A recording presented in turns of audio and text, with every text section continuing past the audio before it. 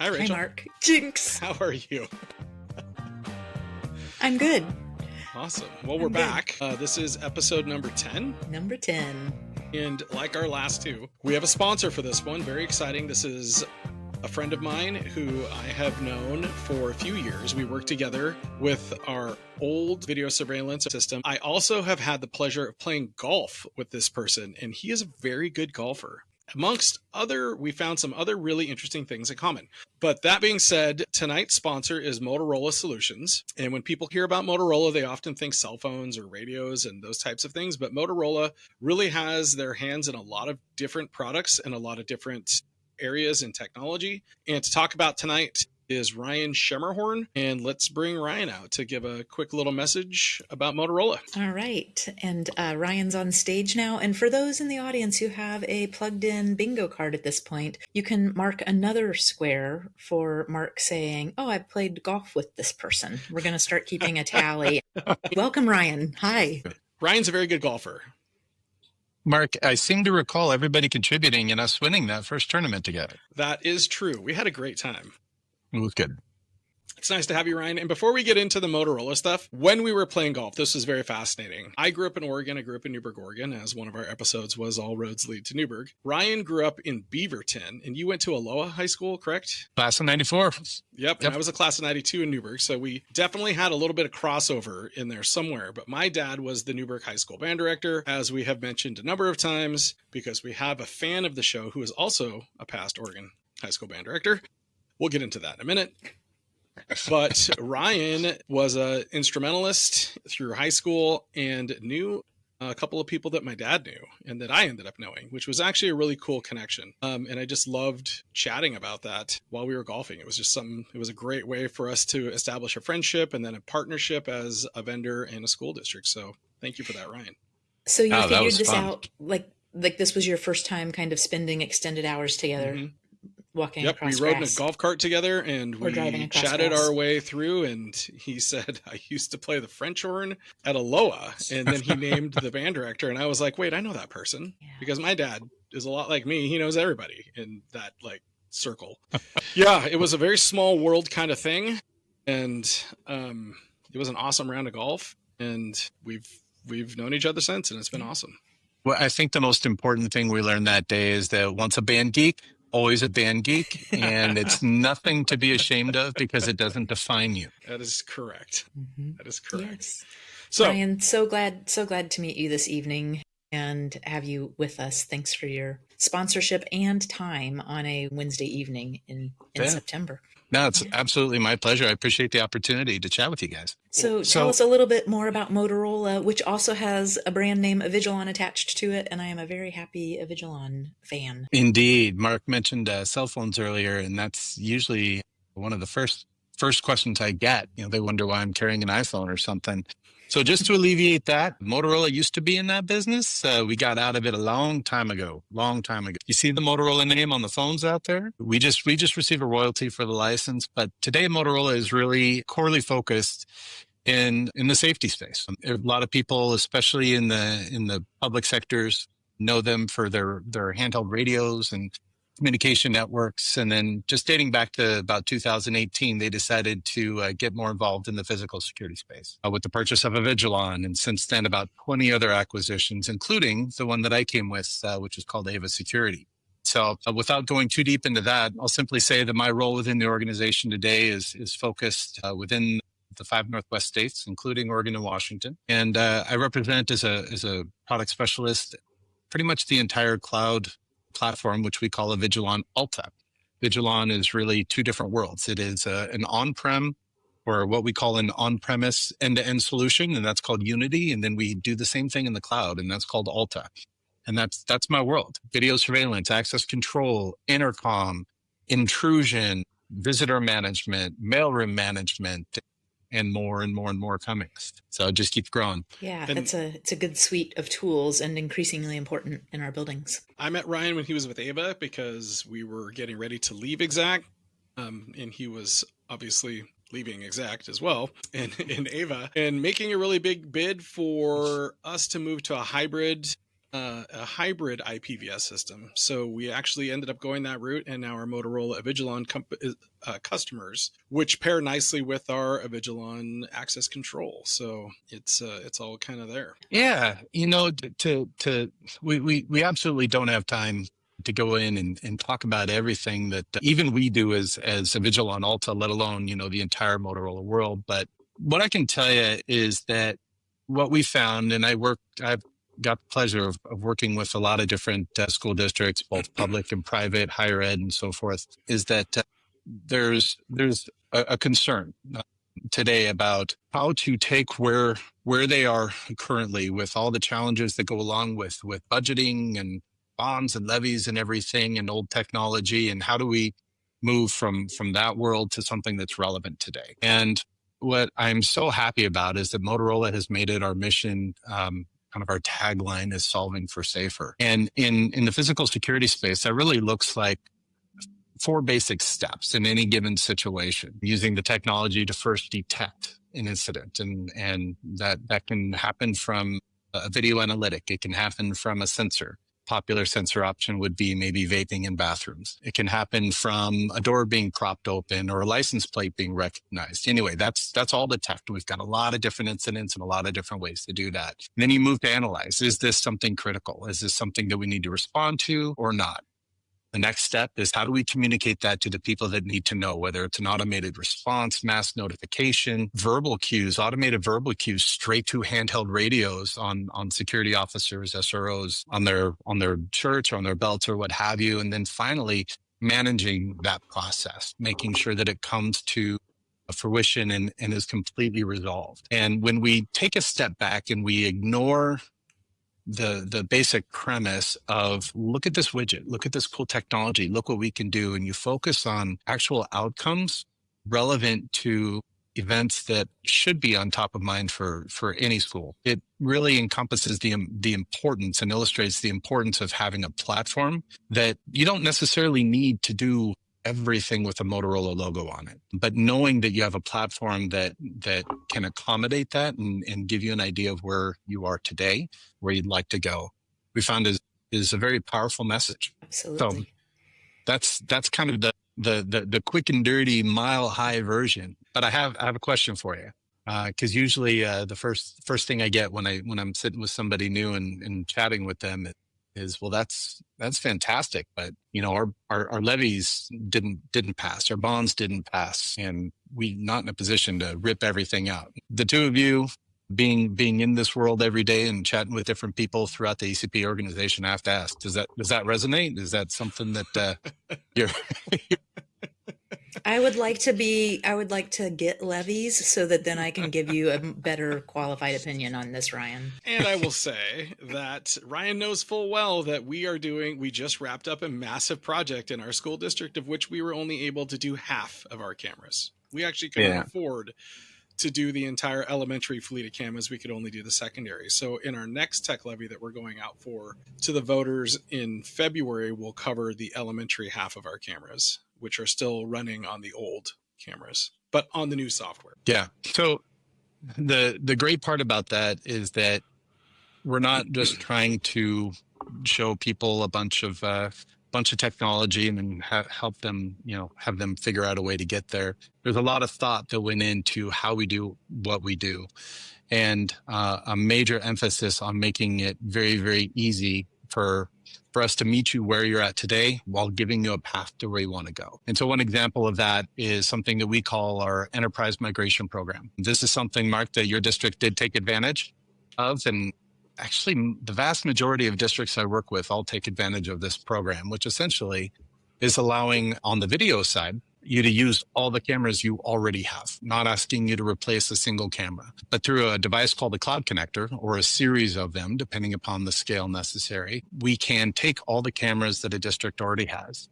We can bring them into the cloud. And more importantly, we can inject all the video analytic intelligence that we have so that by simply adding this little piece of middleware. Districts get to take advantage of all the relevant technology, all the relevant intelligence, and ultimately set them on a path that is not only predictable, but capable of achieving the ultimate goal, which is similar to what I shared earlier with the whole 4 overall steps. And that's just something that has been really key to the success of our message in this offering. So just to clarify that, we do not ask our customers to go out and replace all their cameras. That does not happen because we know it's just not reality the vast majority of the time. If we can provide a platform that allows districts to move on their own pace, their own schedule, and their own budgets, we found that that's something that provides a value for them. Exactly. Ryan, joking about the levies aside, that goes back, across a few episodes before. Those of us, I always say, like, those of us in Oregon are really intrigued by this idea of a levy, and especially those of us who are small enough that can't do like tech bonds and things like that for their districts. So we joke about it. But so what you are saying is what my life is year over year, and budget cycles over budget cycles, planning out 3 and 5 years on rolling averages, and that, like, what can we do this year to leave us a little better off than where we were the year before. Yeah, and it's interesting that you say that because, you're right.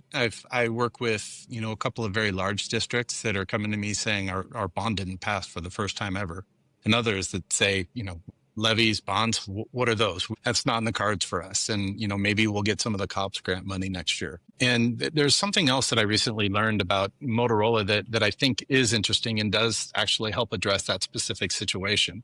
And it's something we call the Municipal Lease Financing Program. And it's something that is internal to Motorola, but it's only available for publicly funded municipal type entities, whether it's cities, counties, public schools, that provides a ton of flexibility, a lot of aggressive rates in there as well. It is financing, so there is interest, but it's significantly lower than what you typically see through traditional avenues. And what I thought was so interesting was the fact that, it can be something that provides, a monthly payment, quarterly, annual, pick the date that you want to start paying when, make sure that's going to line up with fiscal cycles, things like that. So rather than looking at the burden of a massive overhaul upfront of that capital expenditure, it's something that can often work into a general fund or more of an OPEX budget that is predictable, that allows a district to do what they need to do on, right out of the gate without having to wait and figure out how they're going to make that happen. And there's a lot of creativity and flexibility that we offer in order to make that happen. But that's something I recently learned about. We're always learning something new. And so far, the response to that has been positive as well, because now we've got a solution for those smaller entities that don't have access to things like bonds and levies or things like that, but they still have a solution. They still have an option. Yeah. And I know we need to get moving on to our topic tonight, but I do want to take advantage of having Ryan here because our district has been a customer of Ryan's. We did actually finance this project. We didn't do through their program, but we actually did it through our security contractor at NetX. We did finance this to get this project done as quickly as possible, but I want to say one thing in particular about the experience I've had with Motorola. We had a situation this year where our police department said to our HR department, this particular high school with its 200 cameras, we need every bit of video that you have and you have to save it. Now, yeah. A lot of you out there know that we had this conversation on the ACPE email list, and everybody who was on Exact said, I just pulled my servers offline and I cold stored them somewhere and I just spun up new ones. Not a big deal. This is not that type of solution. The storage is actually on the cameras. It's a hybrid solution, and you don't just make a copy. So in a very short amount of time, Motorola came up with a mass export tool for us so we could pull the video down. It wasn't perfect, but it was also their first try at this. And they worked with us, they gave us extra storage, and they made sure to get us to a place that met our obligatory needs for this particular investigation. Just kudos to their support. Like, they went above and beyond to make sure that we were okay and that we were able to provide that information to the police if needed. So thank you. The great part about that is that that whole process that you went through was advantageous for every customer on the platform today, because it wasn't just a one-off. It's now a core feature. So that's the benefit of cloud. You can do something like that and push a button, and now everybody has access to it, right? Yep. And We use your radios. And that's a perfect segue for Ryan for us to say thank you, because then we're going to bring on a couple of real radio nerds, said with fondness and affection. And, thank you so much. Yes, and Ryan, we'll see you at the conference this year for sure. 100%. We're already reserved our platinum table, so we will see you all there. Wonderful. So good to have you with us tonight. Thank you very much for your support of the organization. Yeah, thank you.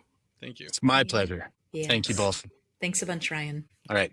I know. Well, hi, Mark. Hi, Rachel. I'm going to bring our guests on stage because our pop culture, our plugging in is a little bit different this episode. We're going to put you in the hot seat. So before we do that, I am going to introduce Josh Kesecker first. Josh is the CIO at Wallowa County ESD, way up in the beautiful Joseph area in northeastern Oregon, one of my favorite places to visit. And the tram that we went up to the top of the mountain with a few of our CIO colleagues a couple summers ago. And welcome, Josh. We're going to give you and Joe a chance to introduce yourselves a little bit more broadly when we get both of you on here after we get plugged in. And then Dr. Joe Morelock. There he is. Welcome. Dr. Morelock is currently the superintendent. He has to like be an adult in his day job now. I know. Terrible. At Willamette ESD.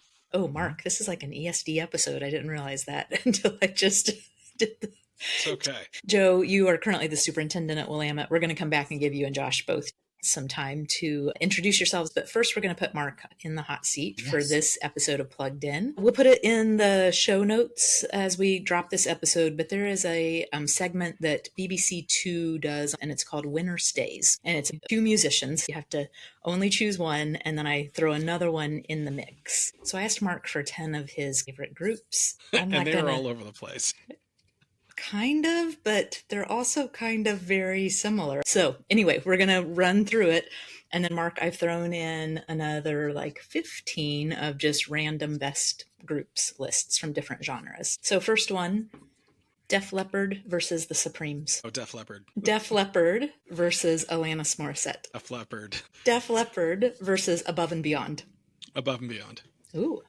That's my answer all the way out. Above and Beyond is? Probably. Yeah, just gonna tell you, but continue, please. Okay, so this is gonna get boring. I should have put them towards the end. All right, Above and Beyond versus Beyonce. Sadly, it's gonna be Above and Beyond. Above and Beyond versus Willie Nelson. Don't do it. I've seen them both live. And I did recently, 2 years ago, see Willie and Family. But I also 2 years ago saw Above and Beyond, and it was amazing. I got to do Above and Beyond. Okay. Above and Beyond versus Tina Turner. We're going to go beyond the Thunderdome on this one. It's going to be Above and Beyond. Sorry. Okay. Above and Beyond versus Bruce Springsteen. I'm not a big Bruce fan. Okay. Just going to be honest. Okay. Above and Beyond versus Beastie Boys. Oh...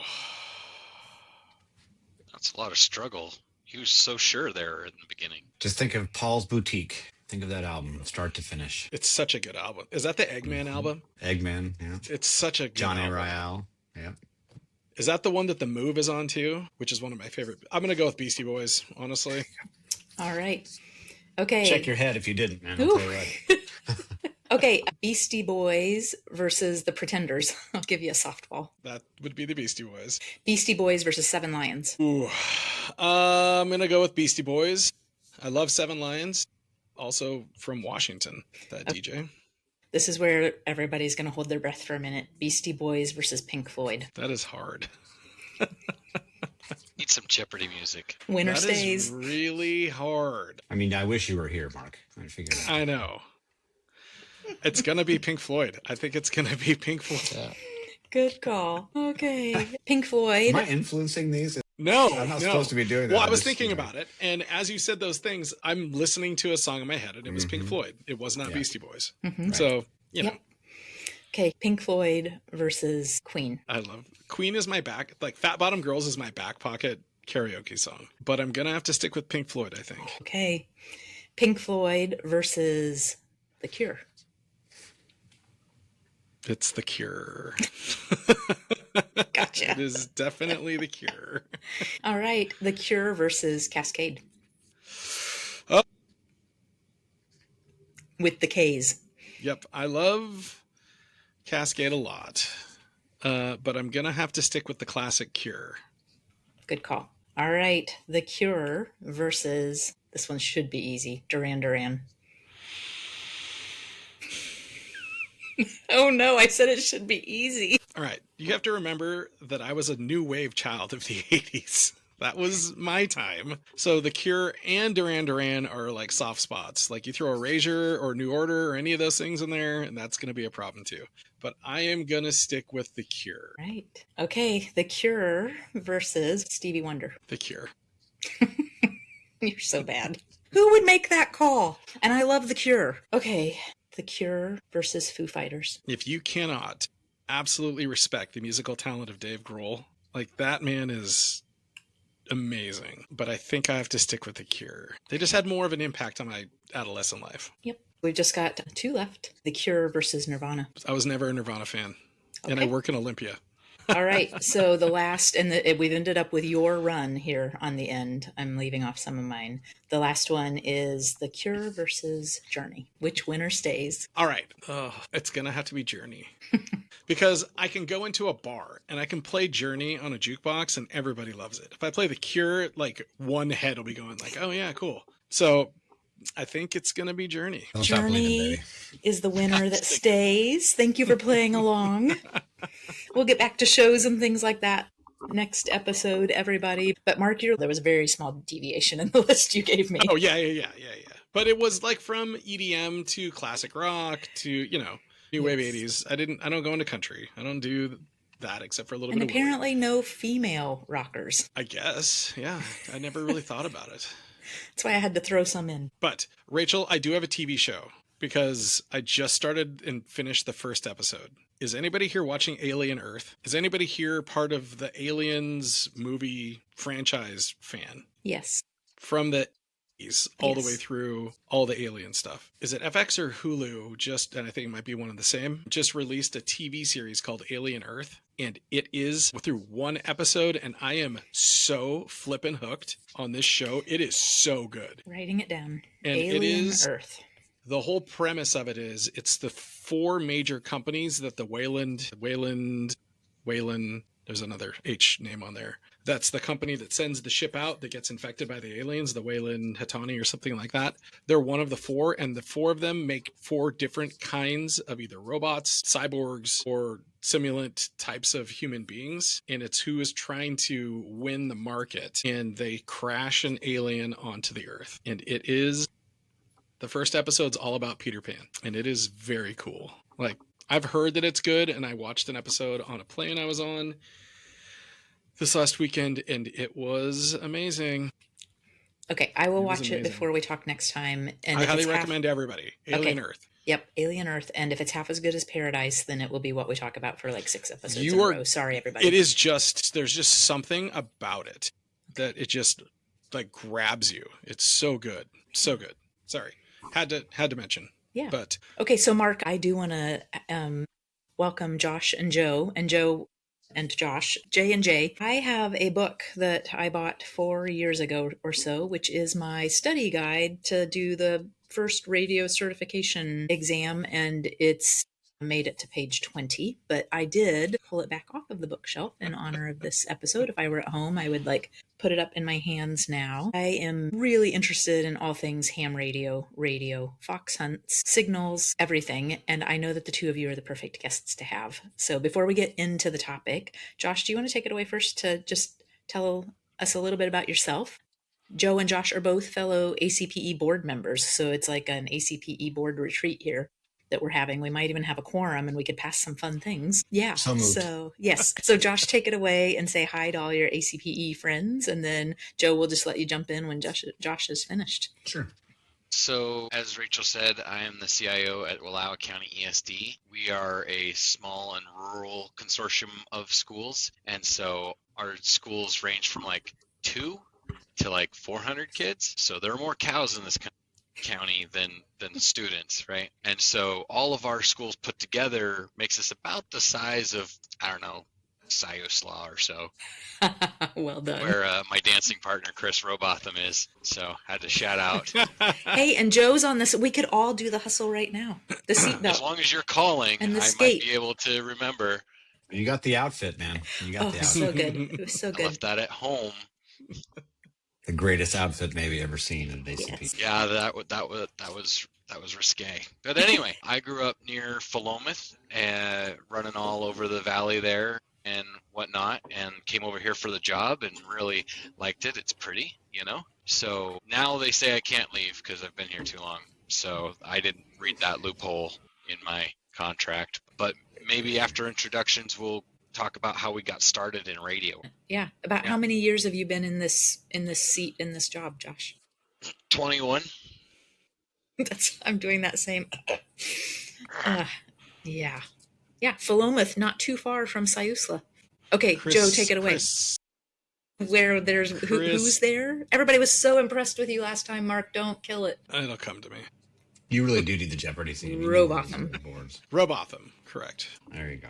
Thank All you. right, Jojo. Hey, all right. I'm Joe Morelock. I'm the superintendent currently serving at Willamette ESD. I'm in my third year there. I'm in my 30th year in education. So it's been a bit of a travel since I'm still feel like I'm a recovering high school Spanish teacher. So that's actually how I started.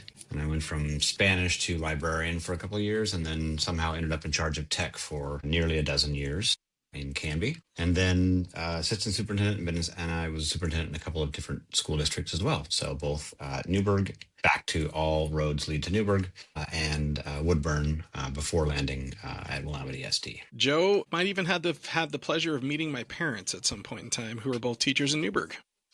I'm quite sure that I did. We told some stories. Good. And We'll leave I those off the podcast, though, because they're Yes, probably yeah, not we'll- appropriate for most audiences. yes. And I sit here this evening in Newburgh, Oregon. You're in Newburgh? All roads lead to Newburgh. Go see my parents. I will go see your parents. Bring your flugelhorn. Yeah. Yes. Okay, so who wants to school me on all the things ham chatter that I am missing in my life? Where do we even start? Well, I would like to start with kind of how this topic came up. A couple of years ago, Rachel said to the board, there is a person who wants to do a thing at the conference. And that person looks very lost right now. And I don't remember if the original idea was a fox hunt or if it was some other sort of tracking thing, but it's called, Josh calls it the fox hunt. And if you've seen it at the conference, well, I'll let Josh describe how it all works. And that's kind of how this came about. And actually, that first year was actually the badges. How this started was I learned about DEF CON and badge life, and I got crazy into the rabbit hole there. But at DEF CON, they had this thing where they do a fox hunt and people actually walk around with the foxes on them and you find somebody, right? And if you find the person, you get to keep the little fox hunt badge. So this is just a little badge, but it was so popular, they made a limited edition rerun. And so I was like, take my money, nice portable little, fox hunt PCB, sign me. And it's pretty too. Like, it's neat, it's cool. And I found myself, ooh, this is fun. And I did some other little project. I'm like, I never thought electronics, soldering and fixing stuff. I always did it to fix something. I never thought it would be fun, but then I did it for fun. And so here we are. Anyway, I'm like, that would totally be something we could do. And in the Discord, there was a couple folks like, it'd be fun if we had a fox hunt someday. I'm like, yeah, it would. And so then I got the badge. I'm like, okay, I have a fox that we need to find, right? And then David at Edmonds, I believe, he's like, I'll make some antenna kits. I'm like, great, that'll be great. So he sent me one to test, and that's still the original there, tape measure antenna. And let me tell you, if you want to get lookers and attention, just walk around with one of those things for a while, like, and people just, what is going on? Because they see the tape measure, but then it's like antenna-like. And anyway, so this broadcasts a little message. I would play it for you now, but I want you to figure out what it is for yourself. Many of you already have. So I came up with locations on the Skamania campus, like we could hide them here, or we could move the badge around each day. It'd be fun. And then people could win these prizes. I'm going to make all these cool little badges that light up, and they just, would be neat. So that was the start of it, and it was pretty popular you know? Popular is the right way to say it. So, yes, and I think similar to dancing on the dance floor, some people are hanging around the edges because they don't know how to engage yet. Well, in the first year or two, it was self-serve kind of a thing. Like, oh, there'll be some ham people. They'll bring their stuff. They'll do the thing. But there were a lot of people are wondering, like, what's it about? How do I do this thing? Or I couldn't find it. So last year I did a guided hunt after dinner one night, and there was like 30 of us. It was a great turnout. We even had a vendor there. They were stoked. And this kind of leads into the why it matters piece. But as we were out there trying to find the thing, we were getting mixed readings. And I had one of my fellas hide it so that I did not know myself where it would be. And so we got readings from one place. It sounds like it's over there. No, it sounds like it's over there. What gives? And we were hearing reflections. And so that caused a teachable moment about Wi-Fi 6 and how it's able to use reflections and things and the non-line of sight stuff and how that applies to our daily lives. And a lot of people were just like, that's awesome. I get it. And that was very fulfilling for me because I see radio, applying to our Wi-Fi, to our buses, to our public safety, all the time. But the concepts behind it are often abstract. And so without application, it goes past a lot of people. Yeah. So, Mark, you set this up right where Josh was like, I have this idea. And I took it to the board because I want this to happen. And you made it happen. And I think we're going to look back a few years from now and talk about the trajectory of this and talking about reflections and the tie back to like some of the troubleshooting we do in our buildings. It's amazing. And now I have a geeky question before we let Joe tell his story. Josh, what's your call sign? KG7 JK. And is it your license plate? No. Okay. So you have half street cred there. Good job on the JK at the end. My brother-in-law is a big shortwave guy. He's a moon bouncer. And his call sign is his license plate. Mark Finstrom. I thought about calling him to see if he wanted to come on the episode. Yeah. I did. If Mark Finstrom is anywhere out there in the ether, in the cornfields, and the cow pasture listening to us at some point on this episode, I think Mark Finstrom's license plate was his call sign also. Mark Finstrom, for those newer to ACPE and the Plugged In podcast, was a longtime ACPE member, former board member, and Hammy Ham. So if you remember, two years before you were talking about Fox Hunt, we had as our keynote of the person who talked about the blockchain, if you remember her. She also was a ham radio enthusiast, even though, she was from Europe and did these things and was an amazing worldwide speaker. Mr. Finstrom and I, Mark, we got to nerd out with her for a while too, to talk about all things radio, and that was pretty crazy. So first, let's start with Rachel. Put the book down. I sent you some links today. Just go and gut it out and just do the multiple guesses until you get them all right. And go to about 80%, 90% or so, because those are the questions. The questions are actually published, and they're kept the same questions for a series of years. So you'll know you're using the latest one. Because you'll be able to at least gut it out to get going. What I noticed is, even though I was able to take the first test and then I took the second one and then the third one for the amateur extra, it's hard to know what any of that stuff means until you actually start using it. What's funny about the tests is there's nothing in there about operating a radio. So yes, it's nice to know the science. Yes, it's important to know the rules because there are some specific rules around amateur radio. But I think until I started pushing the buttons, I didn't know.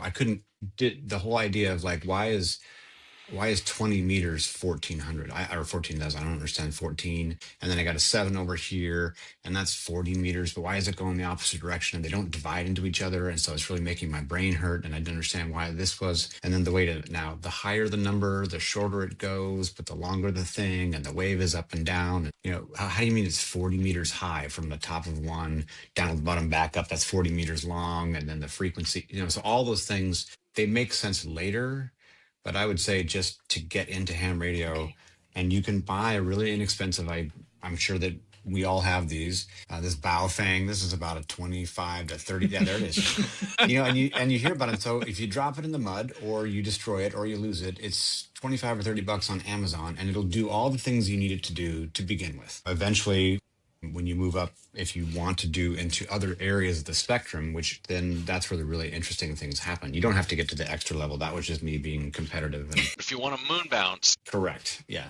And it has to do with the amount of energy you can use and the spectra you can use. But you can get into something small also that can go on your desk, right? That can do all of the thing, hit all the bands that you need to hit. I liked it small because I was trying not to make a mess. Of course, the problem is it becomes a shopping tour because then you get something a little bit larger because then you got to have an ICOM, and now I have 12 different brands, and I have to rethink every time I sit down at the radio. I'm like, okay, wait a minute now. This is the Elecraft, means I got to do this, this, and this one's the Yaesu, and it does something different, right? But I would recommend, and I think I see Josh nodding his head, just gut it out. Take the in your car, and just not while you're driving. Yes, not when I'm driving. Okay.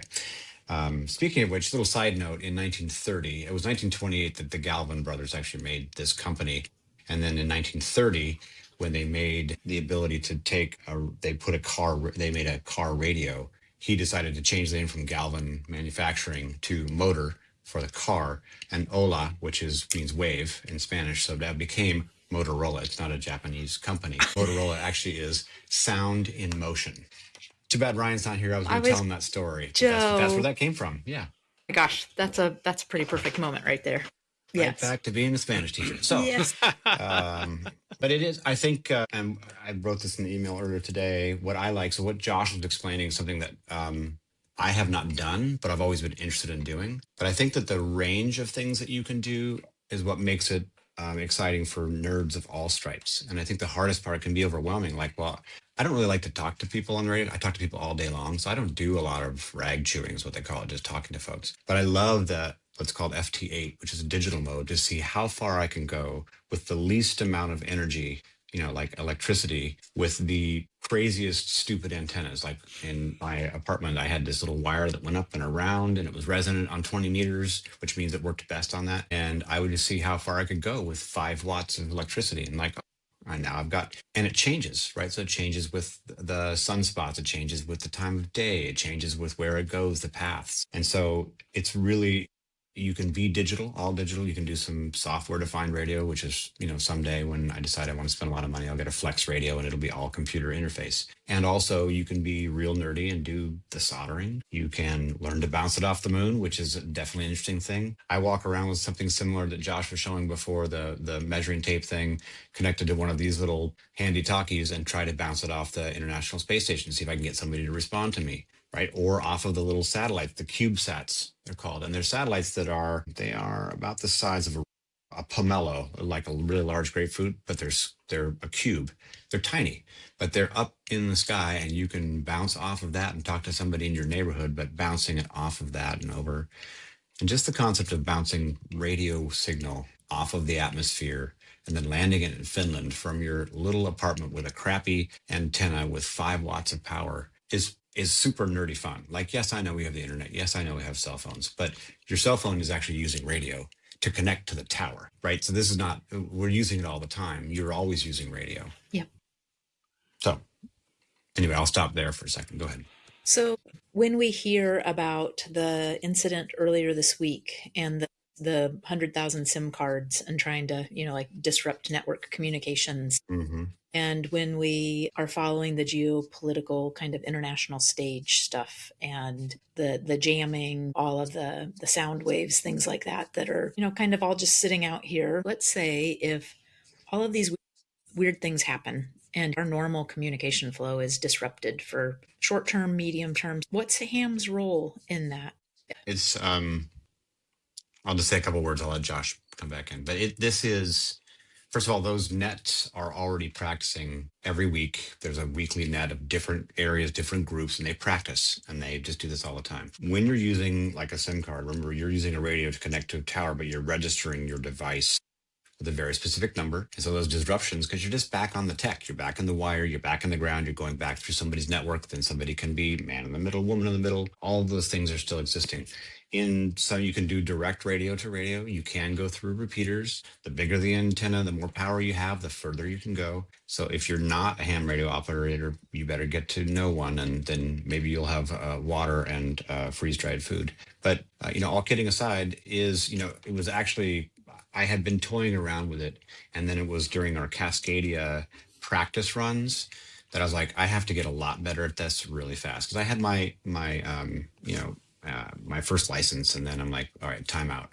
Now I'm seeing like when this whole thing goes off the universe, if it ever does, in an earthquake or a flood, you're not going to be picking up your cell phone to call somebody because those aren't going to be working. So that's why, even finding these cheap radios and you throw them in your car. I mean, when I drive out to Eastern Oregon or even Central Oregon, because you're out in the middle of nowhere, I'm just kidding.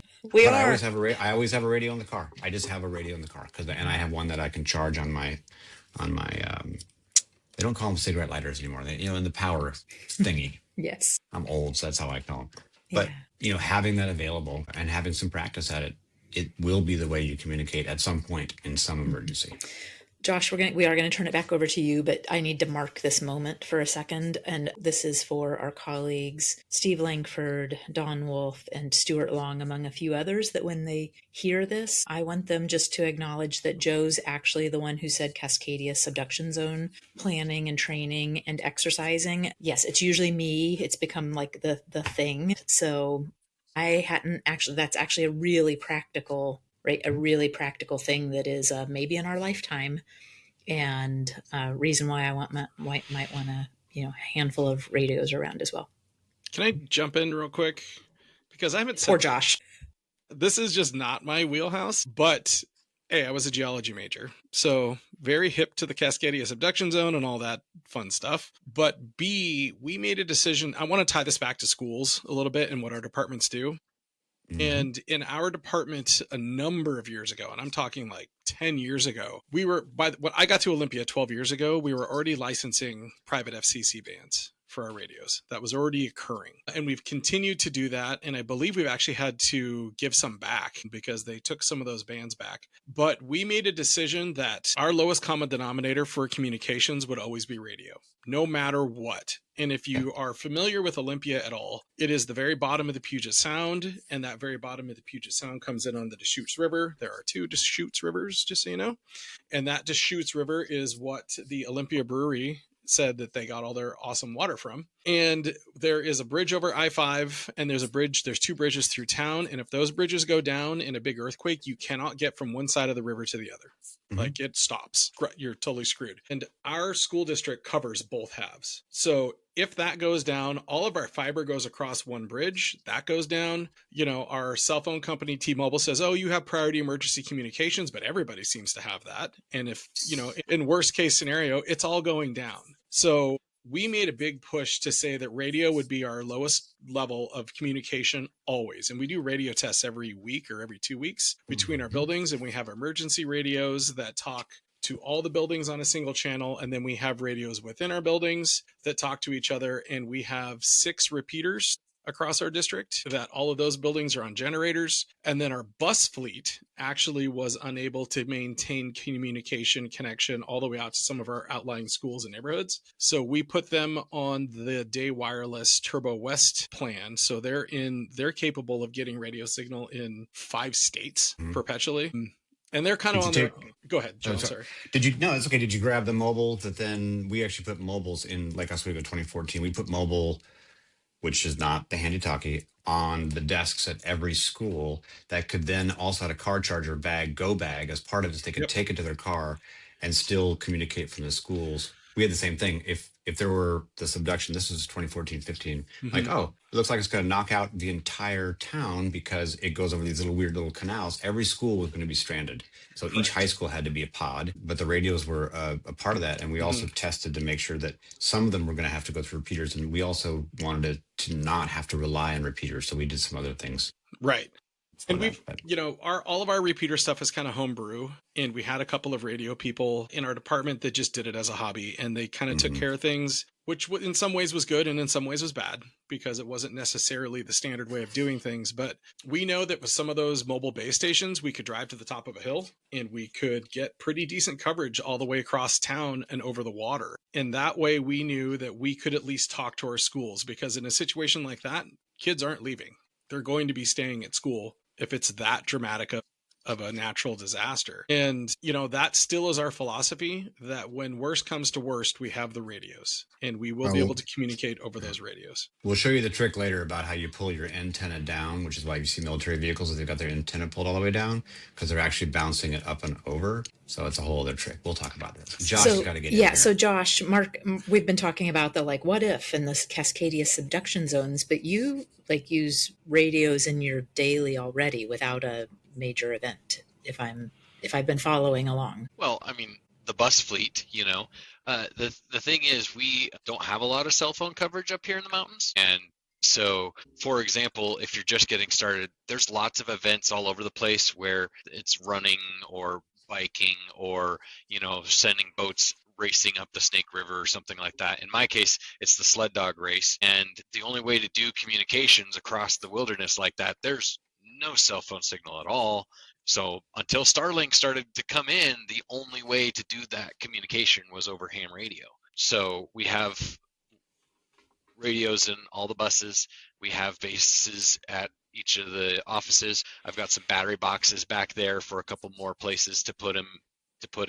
So those are the same radio that would be in the bus on a lithium iron phosphate battery pack. Yes. So for those who don't know, lithium iron phosphate's the new hip battery tech.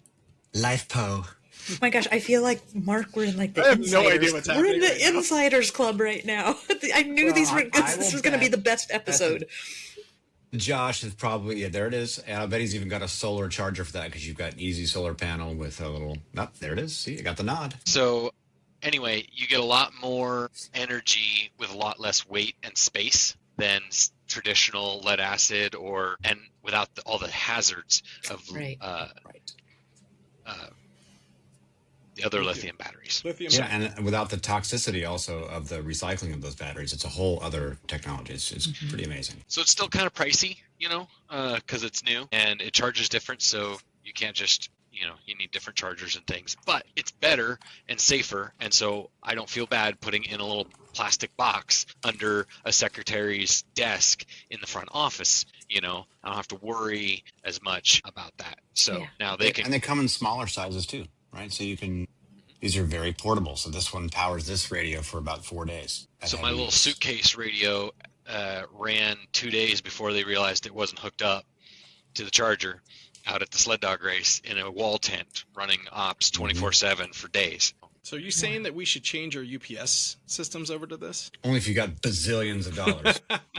It's currently really high, but it is for MCOM stuff because the solar chargers are now so easily, it was harder to find them that were nice and portable. You got those fold out ones that you'll see, in the hiking things, but they charge these very well. And again, different varying sizes. Yeah, they're a way to go. Yeah. And going back to the emergency use of it all, the state emergency managers have a regular net, and for our event we run a net. It's just a controlled because only one person can be talking at a time on the radio. And so when they have regular hurricane nets, because all the cell phone towers go down, and so they have people in other areas listening, because all the ham radio folks down in the south, they're used to this. They hop on and they place them through these organizations. There's nonprofits and all kinds of organization. And so there will be a person dispatched. Okay, you're now based with the Red Cross shelter. We're going to send you over here and you over there. And the radio guys go with their little suitcase and do their job, and they phone in like, we need this resource or we need that thing. And you can see them practicing if you run road races, little 5K, 10K, whatever else. All those folks who are on the radio, they're usually your local ham club. And they're the ones, and they use that as a great way to practice because it is an event. There could be an emergency. They're in places where if you ever run hood to coast and you're out in Mist and Jewel where there's no connectivity at all, that's all run by your radio amateurs because it's the only way you can communicate that's out there. But knowing how the waves work is really handy when you want to hook up like a football field just out of range of, fiber. So I do have an interesting historical story about this.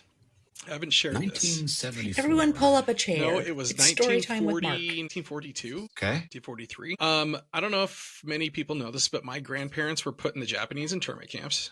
And my grandfather was sent to a specialty camp, a high security camp, because he was ham radio savvy. And because he had a lot of knowledge around how radios worked, they thought he was a security threat, and they pulled him out of Berkeley, of all places, and sent him to a camp.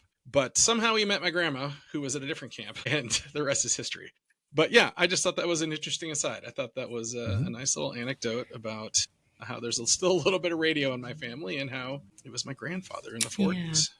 You know, when you think about, you've heard of people receiving radio through their fillings, right? Other random stuff like that. It's really the receiving part of it, especially. It's very simple. It's not a very highly technical. It is technical, but it's not. It's something that it's been around for all kinds of things. We were talking earlier about a gamma knife. That's just more intense waves, right? And then the less intense, you start up waves in the water, and then you go all the way up through, gamma and infrared, and it's all just along that spectra. So it's sort of an amazing thing. But being able to broadcast something simple, and I won't tell you cannot do this, but you can do a radio broadcast from your house on a little tiny oscillator chip that you plug into possibly a Raspberry Pi. That probably shouldn't do that, but that is possible. Is that covered under your FCC license? It is not, actually. No, you cannot. It has to do with, you cannot broadcast and take over that. You're very limited in what spectra you can use, right? So, but people have been experimenting with this for a long time. That was the whole idea behind amateur radio, was to spread. If you think of it as the original crowdsourcing. Like, let's allow people to experiment and try different things, and then gather that knowledge. So that original crowdsource, like, let's open up this little tiny area of the spectrum. When you look at the whole spectrum, it's not a very wide range. And so that's where the amateur part came in, and ham came from something else. So Josh or Joe, I was going to ask that. Tell us how it became ham. School us. Well, I didn't want to jump in. I've been talking a lot. I was going to let Josh tell the story. It's called carrier wave, but you probably know it as Morse code. And if you were somebody who was either really bad at it, or just they would call you ham-fisted.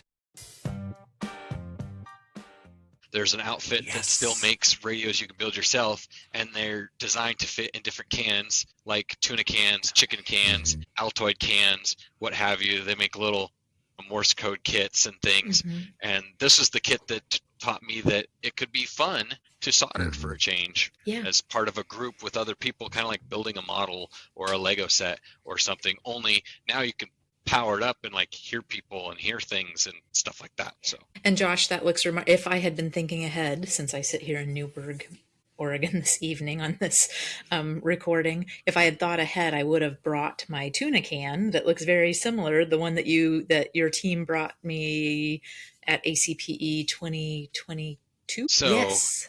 I built the assembly stand for this to hold it still, and I'm like, that's a good size. I'll make my PCB the same size, and put all the LEDs there, because I've already 3D printed this little stand so that we could all learn how to solder, and everyone on my team built one of these little daughter boards, as it were. So there's a microcontroller on the back, and then this big old wafers, just a conduit for all the little LEDs we wanted to hook up to it. And I still have mine.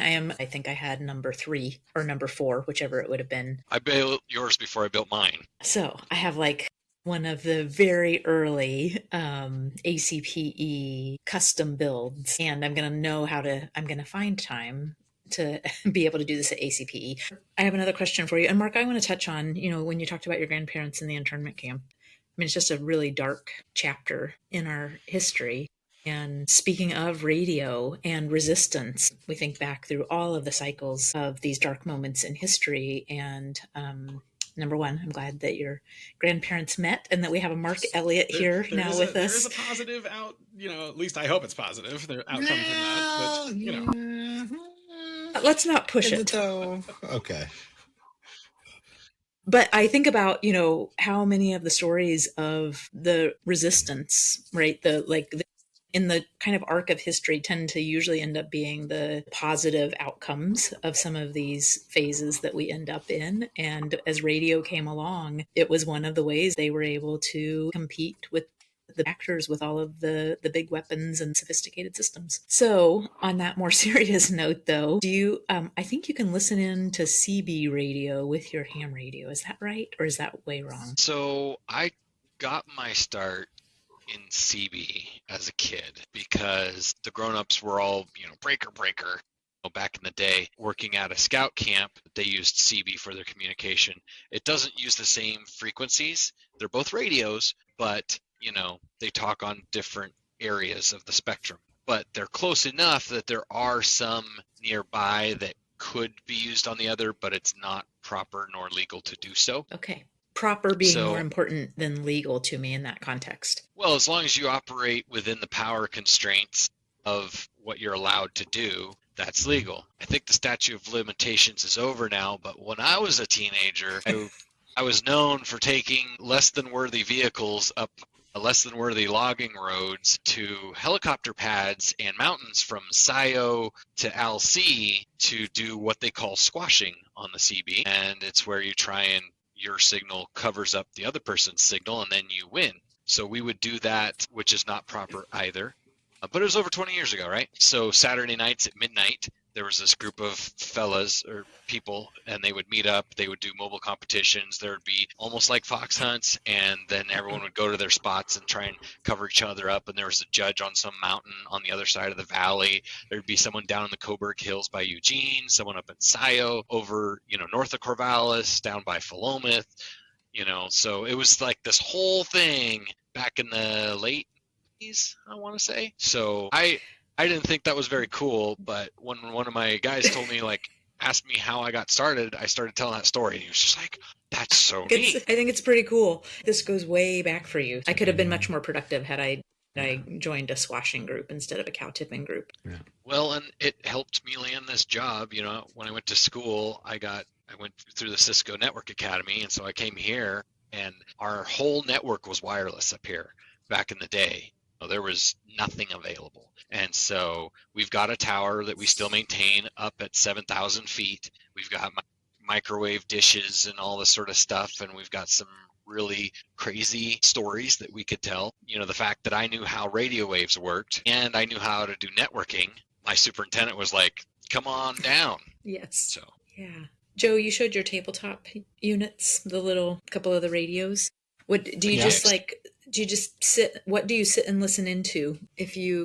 Well, so occasionally I'll put on, I like to listen to, they have got the nets, and every once in a while I will also, because you give your call sign, so they do kind of roll call. Sometimes they'll have a trivia one, or they'll have, something else. And it's mostly just about practicing, because that's the only time I don't talk a lot. I prefer to do the FT8, which is the digital mode, which is essentially a call sign exchange, right? So you're saying, hey, anybody out there, here's my call sign. Hey, you, gotcha. Here's my call sign. Here's what your signal sounds like, or this is the strength of your signal. Thanks. And that's it, right? So it's just basically an exchange of call signs.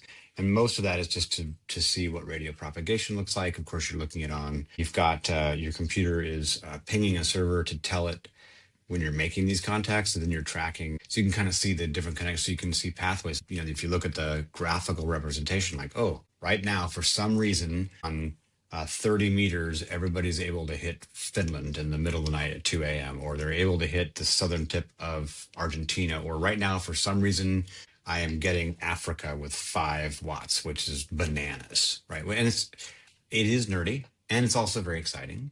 Additionally, with that nerdiness, if you do QSL cards, which are these actual postcards, there it is, you've got one. And I couldn't find one of mine. I've been packing as I'm moving, and they're kind of cool cards. And so I don't do them for everyone, but for some of those contacts that are really interesting, or if somebody sends one to me, I will send one back. Because it's the old days, you would always write down, here's your contact, because it was a lot less, because it was scanning through the thing. And now, you might make 20 or 30 or 50 contacts in a night. So, you might pick and choose and send those off. So I'll often do that more. And I have a radio that has more intellectual power, we'll say, just because I want to be able to use all the different bands, because if it's not working on 40 meters, it might work on 20 meters or 10 or 7. And sometimes you just don't know. And it has to do with the atmospheric conditions. Yeah. And what the last solar flare was, it screwed it all up. Yeah. So go ahead, Josh. I was just going to jump in that there's a lot of sub hobbies in the hobby. Mm-hmm. And it's like that with a lot of hobbies, right? I can think of a bunch of hobbies where you start to get into it and some people gravitate to different activities that you can do in the hobby, right? My brother-in-law, being one of those guys, is obsessed with solar radiation.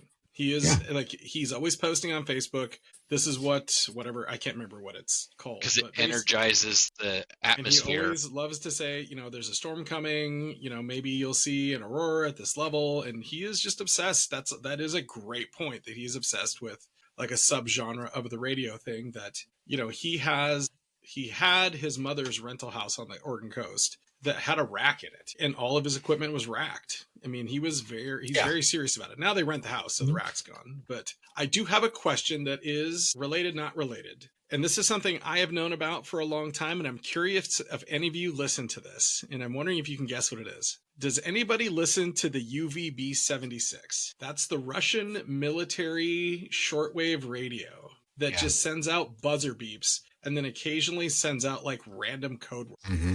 So not anymore, but back in the day, my grandfather had one of those kind of old school shortwave radio receivers. I think it was made by Zenith or something, and it had like 40,000 things. You could never figure that out, but you could actually hit those if it was the right time and you were random and lucky. But people still do track them all the time and post what's happening and what the state of repair is on the device and all that things. If you ever watched The Americans, they actually did a mobile one. They always had it in his car, and he was doing all that kind of stuff. He was just using regular amateur radio. Yeah. I'm going to drop a movie, All the Light You Cannot See, with Hugh Laurie. It's set in World War II, and it's all about radio, listening to the radio. Then the war happens, and running broadcasts, and the beauty of humanity, and also the horror of it. It was pretty good. Lots That's of radio recent, right? It's fairly recent, Josh. Mm-hmm. I've heard about it. People love it. I just wrote it down. It's on my list. Right after Alien Earth. Right after you go from your beginning license, you're going to go to general. That way you can get your call sign that you would like. Or if you go to extra, then you can get even fewer letters. You want to make it really short and do it super cool. So let me ask a practical question. So it's Wednesday, September 24th, as we're recording this, and we all work not 8 to 5 jobs generally. Can I knock out using Joe's method and not being like Pollyanna and actually reading the material and learning the material? Because I would rather be able to do it and then learn. Can I come to ACPE ready for this in May? Absolutely. Yeah. Would hold a big test session for the sled dog race, and so I would get people study resources and say just flashcard the app, and then we'll do questions, and they would get their license just before the race. And I've seen some people do it in as little as 24 to 72 hours of like flashcarding it, just muscle memory. Yep.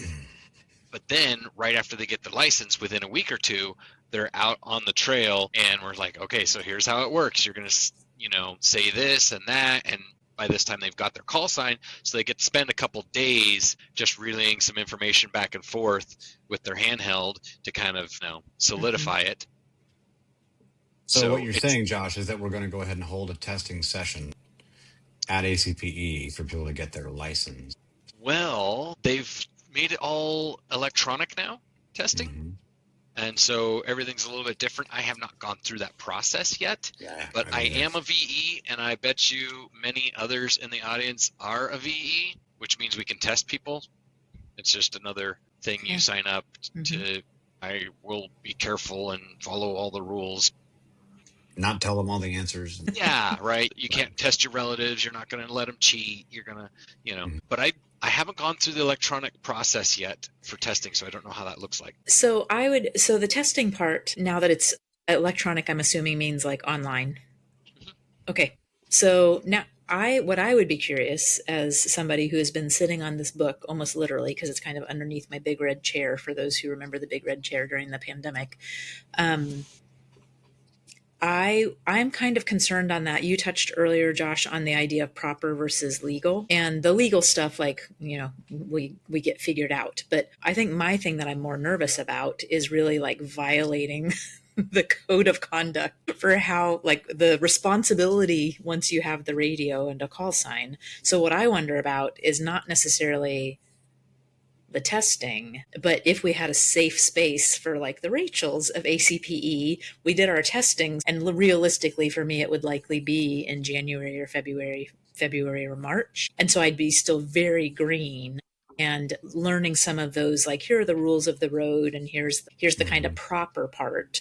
Not that I've ever been totally proper, but I also want to respect the community and the way you do things. So I would wonder about, for those of us who are interested in, and maybe one of the calls to action or the invitations is, hey, if you're thinking about this, take the Joe approved method of, or the Josh flashcarding it approved method of getting your license. And then a couple stolen hours on a couple of afternoons there at Skamania is where we can tell you everything you're doing wrong, and how to, tongue in cheek, actually like fit in with a ham community when you go back home. Yeah.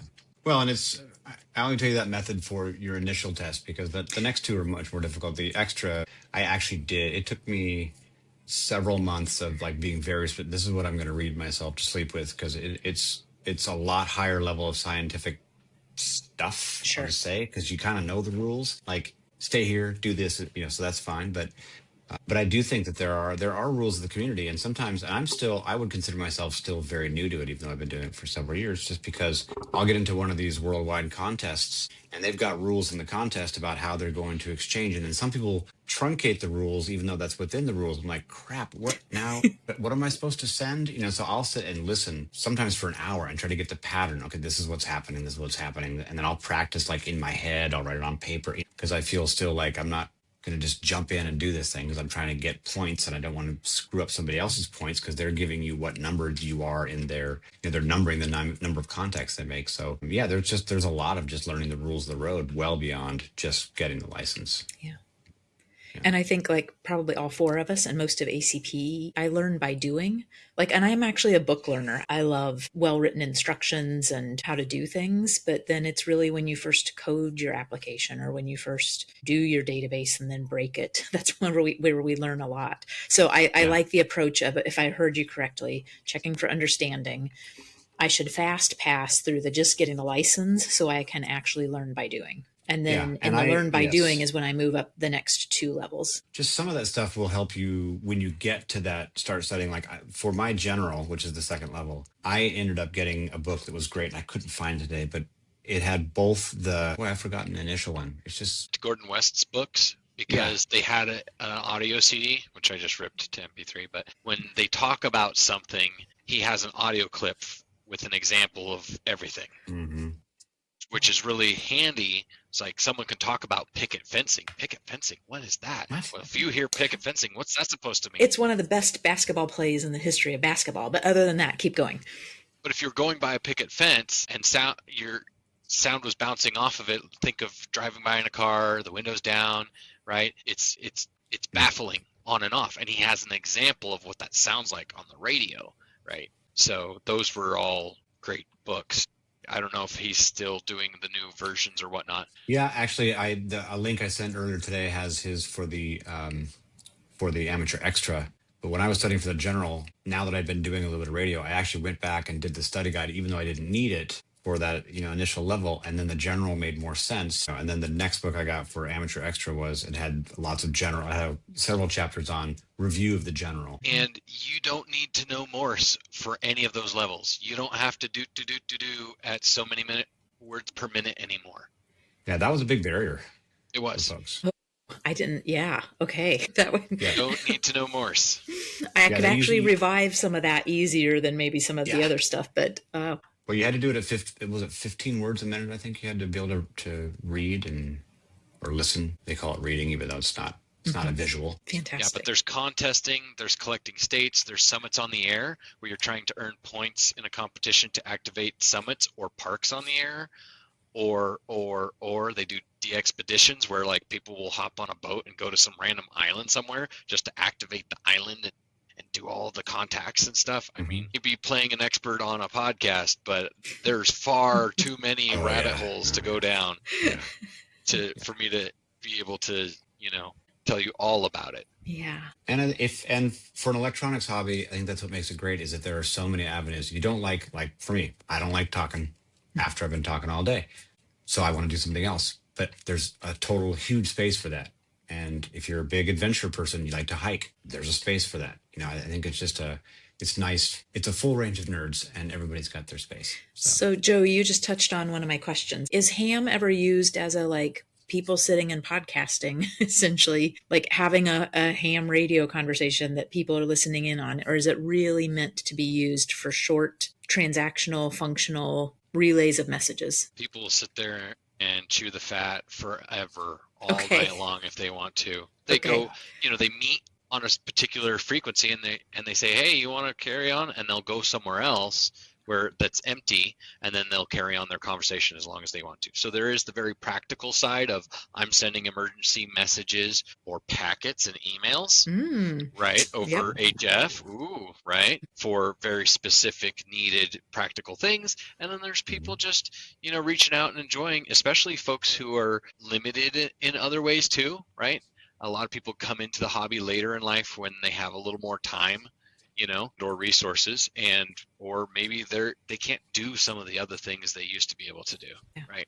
And so reaching out and making a friend. I know this one guy from Germany who comes to our area all the time, and whenever I hear him key up, hey, how's it going? And he's got friends here that whenever he comes to visit, he meets them on the radio and they know he's coming, and it's a thing. So, oh my gosh. And English is the international radio language. Oh, I did not know that. So, so even if you don't know other languages, that's all right. Some of them may be speaking broken English with you because that's the most common international language. And then you can learn things like Kilo, Zero, Lima, Romeo, Mike, and you'll know who you're talking to. By the time we meet for the next episode on ham radio, my brain will slow that all down. Zero radio. That's kilo. Kilo, so kilo. Is for K, right? And then zero. Zero. Yeah. And then Lima. Lima. Yep. Romeo. And Mike. Okay. Thank you. Foreign language to me. That's my call sign. It's basically Morelock spelled backwards. So if you did it that way. See, I just get it. Put my initials on the end. The JK. Yeah, no, I like the JK. JK. That's good. Yep. Yeah. That's really good. One thing people do is they surf the gray line, which is where the night and day line on the globe is at that point in time. It's going from light to dark.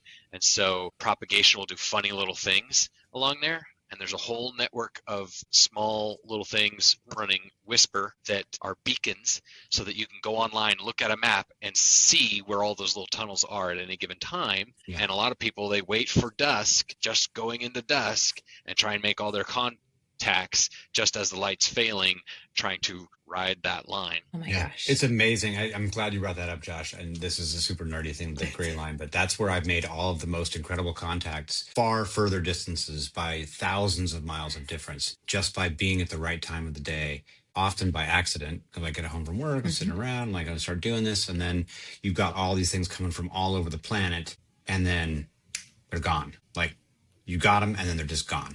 It's pretty magic to watch it happen. So one of my favorite words in the English language is liminal. And the liminal space, right, Liminal, is exactly, I think, that gray line idea. It is that in between.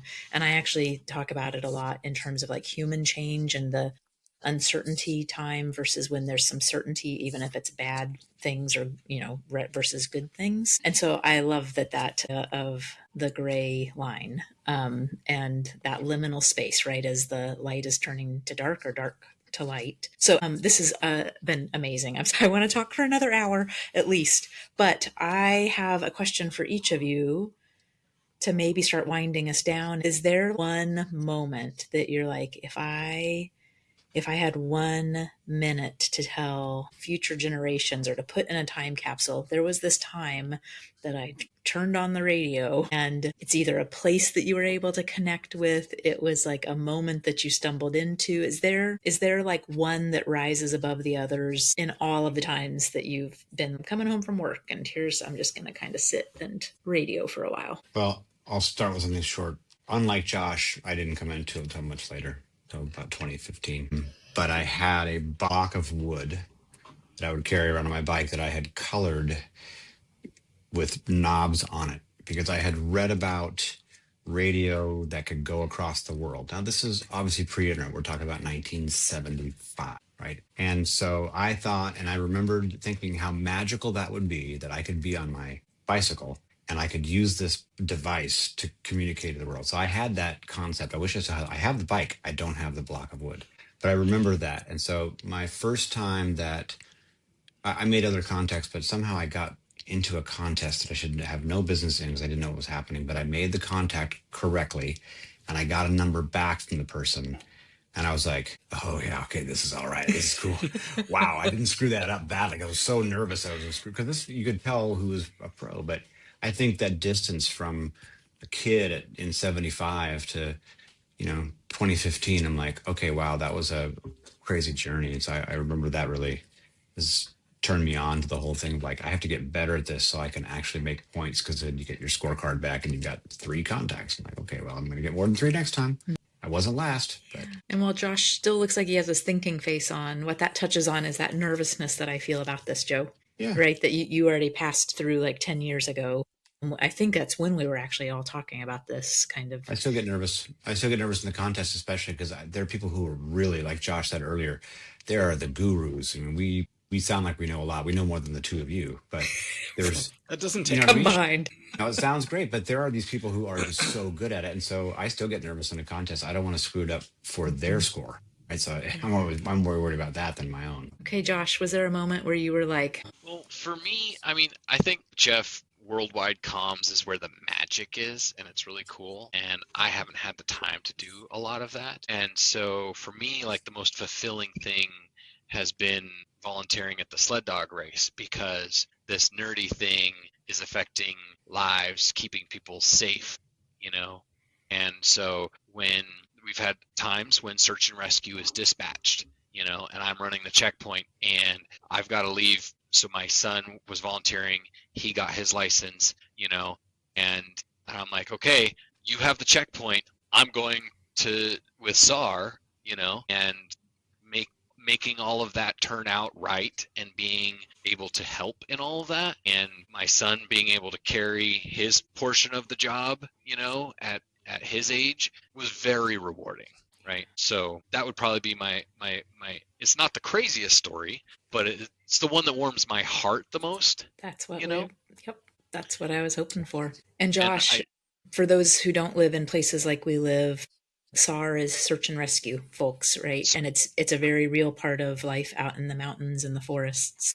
I'm assuming on the Coast Range as well, but definitely in Central and Eastern Oregon. It's a big responsibility, usually volunteer mostly, and a lot of radio. And we're hoping to maybe have a couple new and different things at the conference this year. Yes.